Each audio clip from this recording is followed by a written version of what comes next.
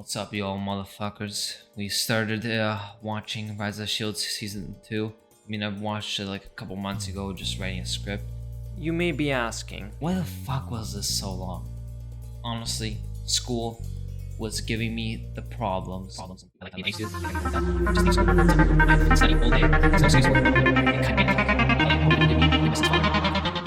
Okay, let's talk about the Rise of Shield Hero Season 2. I watched the TV show like 2 months ago or so. But I wrote a script about it, so it'll help me remember all the shit that I wrote down. So mostly it's about defeating this villain named Kyo. I don't think he's very important. In the TV show, they defeat a giant ass turtle. The main character is the shield hero. He's confident, and he does a bunch of shit, and he's pretty much a good character. You can kind of relate with him on certain aspects, and he seems very logical indeed, as well as he is quite entertaining, and usually he's pretty good in the TV show, but sometimes I feel like he acts out of character. But I like how he has weaknesses as well, that it's not just invincible. I mean, I know he is kind of invincible, but you know what? Fuck that. Who cares? Who gives a shit? Shield Hero indeed beat the freaking crap out of the Shield Tortoise. And he was able to escape the Infinite Labyrinth because he's such a freaking pro gamer. Like, damn, bro. And one thing that I really liked about him, he kind of got nerfed. I mean, technically he didn't get nerfed in this world, he got nerfed in the other world. When he came to the other world, he was level 1, which made it a lot more interesting than just him having the powers right away. And I really like that change. That's why I would say part 2 is actually pretty good. It gave me goosebumps. It made me come. But part 1 just made me sad and cry. I mean, I'll explain that later, but I'm just saying part 2 is definitely better. And I like how they nerfed him in that part because that made him more interesting and made it a lot harder for him to survive. So that put up the stakes a little bit. And bro, there's a part where he lost Raptalia, and it was kind of sad, honestly, bro. I almost cried. You probably asked me, how can you cry over freaking anime? Okay, man. It's a good TV show. The characters are pretty good, okay? They're really good. And if you don't watch it, you're kind of missing out for yourself. And you defeat the main villain. Raptalia fights the Spirit Tortoise as well. After Raptalia and the Shield Hero defeat the Shield Tortoise, they start to leave their own world to a portal that Kyo has placed, to find Kyo and take back whatever energy they stole from the Shield Tortoise, which can cause problematic waves of some sort. After Raptalia separated from the Shield Hero, she thought the Shield Hero would get mad because she sacrificed her life in a way, and even though he would get mad, she still wanted to see him, and that shows how much she cares about him. It is very touching to see this occur, and like my Uncle Jimmy that likes to touch things too, it's not the same way. It's even more beautiful than that. I wish I had loyal friends like that would always want to be at my side whenever I fight a villain. The main point I'm trying to say is it's very cool to see Raptalia to actually care about somebody that deeply. Usually friends would say it's not that deep, but for Raptalia, it is that deep. I think that's really interesting. When you get in prison, the only way out is finding a key. But in this way, they were trapped. They couldn't find anything. So the guy that kind of trapped them his name was Harold Jr. When I was 10 years old, my goofy uncle tried to get me to touch his V9. My mom caught him and beat him to the man. I created an explosive bomb and put it in my sister's lunchbox and blew her to smithereens.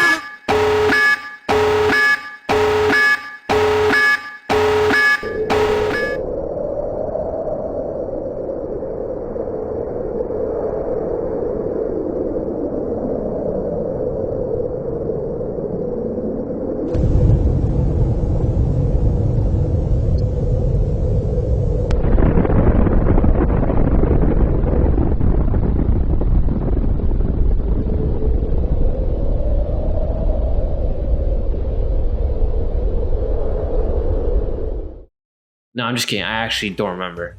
I think it was some sort of blue hair guy, but honestly, he's not very important, so I'll just put a picture of him anyway. But either way, like, he's just an NPC to be killed. That's really it.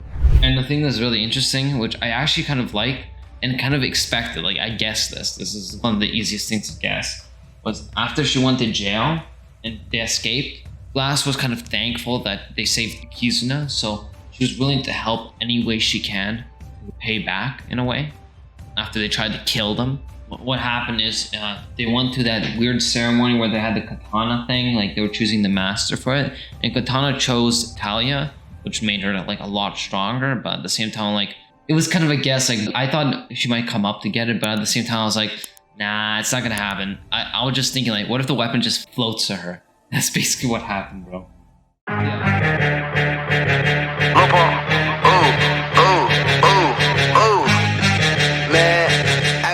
Yeah, here, the blue-haired villain is Kazuki, and he got defeated, bro. He got, like, blasted by the katana. When she found the shield hero, it was one of the most cutest moments ever. It was really, really cute to see. One of the other prominent characters is Rishia. At the beginning of the first part, I thought she was really annoying. Honestly, like, at first, she was really annoying because she was always acting like a little bitch. That's why I made her look pretty bad at first. But when she finds the confidence to fight Keel in the first turtle arc, honestly, like, she became a baddie in my opinion. At the beginning of the series, I always thought Reptalian was going to be the best girl, but it definitely changed my perspective. And now I know my tastes have switched, and I know my tastes are right. And if you disagree, you just have the worst taste of anyone I've ever met. It's not me thinking this, bro. I'm not held at gunpoint. So God help me. I am doing what is right. Don't trust anything I say. I'm actually being held hostage by an NFT bro, LeBron James. What do you say? I'm gonna pump a cap on you. This one we definitely have to agree with. Like, I don't know if you disagree with me, like, you probably deserve to go to jail. Oh, the most boring ass character in any anime. Bro, she's so bland. She's kind of part of the turtle, and part of the turtle kills innocent people. The reason the turtle kind of kills innocent people is to slow down the wave timer. The problem is no one questions an eye. When she reveals this at the beginning, which was really boring, I felt like if she hit it, it would be a lot more interesting than if she said it out loud at first. Oh, instead of saying that and she said like all the truth about her, like how she kills innocent people, what's the point? Like, what's the freaking point of doing that? All you do is just tell your secrets, right? And it just makes the character boring. And as well as like nobody cares. Like she was like, oh, that's cool. Yeah, you kill innocent people. Yeah, I like you. I would protect you. And now I would vow to get revenge for you. Like, I feel like there's a better way. Like, the problem is nobody questions her. Like, hey, isn't that why should we trust a person that actually kills us to save the waves? Like, maybe we can trust her, but we don't know, right? And the problem is we just do. No one questions her. No one bats an eye. She's so goddamn boring. Jesus Christ. Like, I remember this one part. She's talking to Ivor and stuff like that. And she's like, I changed. I don't think we should kill innocent people anymore or cause like wars and stuff like that. I think maybe it was better if we didn't do that. I'm like, bitch, like how did you just change your mind after meeting them for like friggin' like a couple days, okay? Like there's no development there. They're just trying to go as fast as possible to get her developed as much as possible. It just doesn't work like that. You have to put effort into the character. And the character's not even interesting in the slightest bit, bro. Literally, the most boring character ever. I mean, literally, like, when they talk about her, I literally just, like, tried to sleep. I put on fake blinds on. Kizuna is actually a good character. Like, this is the second part. This is not the first part. The first part is boring as shit, but the second part is actually interesting. She kind of looks like Hestia. If you look at Hestia and you look at Kizuna, they look very much alike. The thing that's really interesting about her is we even get, like, on the last episode, a bit about her. Like, more information about her, how she survived the Infinite Void. It was actually really sad, and I actually like her as a character. Like, she's actually pretty good. We kind of meet her in the Infinite Void. Like, when we go through the portal, we're kind of stuck in this weird Infinite Void where there's, like, a sex dungeon. Afterwards, Kizuna found a small glitch spot on the island. And so, like, the shield hero just glitches out of that, like, he's some sort of pro gamer or something, you know? He escapes from it. And she's very good. Like, the thing is, she's kind-hearted and cares for people. Like, I feel like some decisions are kind of retarded by her, but at the same time, it's part of her character's nature. I like the part where she stood up against, like, the Glass and stuff like that when they found out that Glass and the other characters were fighting them. Like, she told them, there's other ways. We don't need to kill each other to stop the waves. Like, it was just really nice to see her after she made, like, friends with everyone. It was very nice to see her defend them. It was pretty nice to see that. It was, like, it was really sad. Like, last episode, it's kind of connected with that. Like, She was there for a couple years, surviving, and eventually got to her, and she wanted to commit suicide because she was isolated from people, and she tried her best to figure out a way out, but she was going to give up, and it is quite sad. Luckily, she was able to talk herself out of this. Okay, so there's this other character named Yogami, and she works for Kyo or something like that. Kyo's friend or so. When they like capture her, she was like willing to blow everyone up. Instead of like freaking like locking her up and talking to her or like interrogating or maybe killing her, right? Instead, Kizuna's dumbass idea was to unlock the enemy's handcuffs and let her out, like almost freely. Which is very dangerous and dumb as fuck. Which I literally disagreed with, but I was happy to see that the other characters disagreed too, because I know Shield Hero would be like, we can't trust her, she's the enemy. I'm happy to see the Shield Hero stand up and tell us exactly why we should not let her out. Because she could escape, she could run away. So I feel like Kizuna saying that, and without any proof or evidence, just in my opinion, I won't really fly with that. And I definitely agree with the Shield Hero more. And he seemed like he made it back to his true self, which is pretty good. Kizuna doesn't really want to accept that people can be bad. I mean, she knows that people can be bad, but the thing is, she doesn't want to accept it. Sometimes she wants to trust somebody, even if they might not be a good person. And that's why I feel Kizuna's decision was kind of stupid, but at the same time, if it worked out, that's pretty good. What I'm saying is, I felt like it was pretty reckless to unlock her handcuffs because she could easily escape. Let's say she actually wanted to destroy the world, but luckily she was a good person. She just thought like he was gonna stop the waves and shit. We got some plot on Heel, but it's like so little. Like there's nothing interesting about him. Like I honestly pretty much dislike Kyo as a villain. He barely had anything to say, and the character didn't have no story. And no bitches. Only thing I remember that we got about Kyo is this IRL suicide scene before he came into this world, which is kind of cool, but at the same time adds no context, or we don't even mention it at all and just go on, and that's why I couldn't really care less about the villain. The next thing we're going to talk about is the plot. First part, they kind of defeat the Shield Tortoise. It's kind of a very boring arc because of the character named Ost, and the first part dragged down the show in my opinion. Like I felt like this could have been a lot better if the Spear Tortoise more interesting, as well as the character Ost more interesting. And this second part was about Hio in another world stopping him. Naofumi and the squad went after him, and the part is definitely a huge step for Naofumi because it's actually a coherent story. And the characters introduced are really interesting, in my opinion. Like, bro, there's literally a bunny in this world. Pretty cool. But I think the world is kind of interesting because they actually kind of have a more Japanese culture. Like, I don't know. Like, that's what Naofumi said. Part 2 of the season characters are amazing. I thought they were really good and I felt it was really well written. But the first part is when it went downhill. That's for sure. What happens in the second part? When they went through Kyo's portal they put down, they entered the Infinite Labyrinth where they met Kizuna. Because their levels dropped down to 0 when they entered the new world in the Infinite Labyrinth, they had to work with Kizuna and practice over and over again to level themselves up to be able to actually fight simple enemies. Because at first they couldn't even do that. After their adventure in the Infinite Labyrinth and their escape too, by glitching through places and the Shield Hero becoming an actual pro gamer, they go and try to find a way out because they're on enemy territory. Because Kizuna is from a different land and they're on enemy territory, they wanted to get back to where Kizuna was from, which was on the other side. So they can make a plan to attack the blue hair guy to get information about Kyo.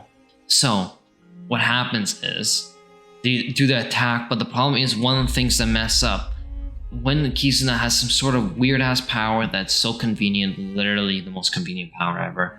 She can use the hourglass to teleport to different areas, which allows her to do that. And plus, her sword doesn't do any damage, so that's why everyone trusts her from the beginning, because she can't actually kill enemies. Like, she can kill enemies that are monsters and stuff, but it can't kill humans or do damage to any. what happens is Lord Tally gets left behind and she gets captured and put in jail, and that's where she meets Glass. And then Glass and they escape. They meet the katana thing, ceremony area. She gets the power and shit, boom, she now overpowered the shit, and yeah. And then Shield Hero goes after and finds the bird character. They save her from this slave owner or something that keeps all the animals and shit. And yeah, boom. That's it. That's really what happens. They join up, defeat Kyo, bitch, done. That's really the second part. The first part, there's no point in mentioning it because it's so boring. The new characters in the show were surprisingly well written, except Ost, but I'm more talking about Kizuna because Kizuna is really well written.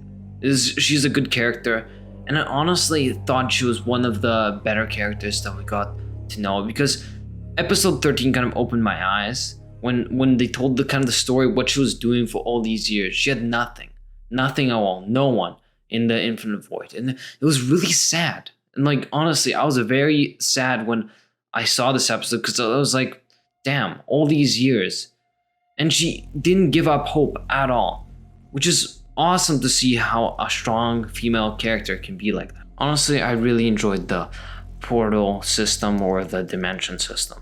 It's really quite interesting to see how the different cultures change between them and how the portal system works and the dimension system works. And I hope later seasons we actually get to know about those kind of things. And the opening is really amazing too. I was a bit disappointed with the season 1 part 2 opening. It was okay, it wasn't the best, but I really like this opening. It's called Bring It Back. I remember how it sounds like bring it back. Say that shit again. Goofy ass nigga. What the fuck you think this is? Ready? Hang on a second. Let me just get back. The voice acting in the dub is really good. They changed Naofumi's voice actor from season 1 to season 2.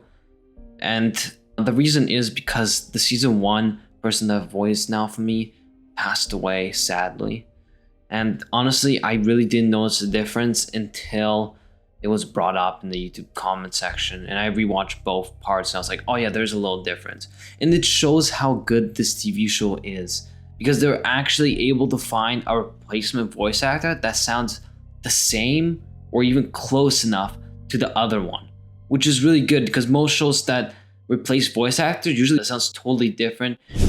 Honestly, the Spirit Tortoise's animation wasn't the greatest and they could have done a lot better than that. Honestly, like I just don't get it. Like on the first part, why they trusted Glass and everyone else to destroy the Spirit Toys. What if they were working with the Spirit Toys? Like sure, it's not likely, but you know, people like this could lie and it's pretty easy to do so when they're on the other world. That's why I personally, and I feel like the Shield Hero too, because they attack them, shouldn't trust them at the first part, but mainly the first part of the season is boring. Like I'm just saying, like if you're watching the first part of the season, you're gonna be kind of bored, but I'm telling you, it gets really good from when you get the second part. More like, I think it's more like episode 7 that gets really good. Episode 6 and below is kind of boring, except the part where like Rixia fights Kiev. That was really good. Overall, the season 2 of The Rise Shield Hero is 6 out of 10 in my opinion. Like the first season, I kind of gave it a 7 out of 10, but the 6 out of 10 is because of the first part. If the first part was not that boring and the character also was fixed, I feel like this show would have been so much better. I'm very happy the second part made up for it. Thank you for watching and goodbye.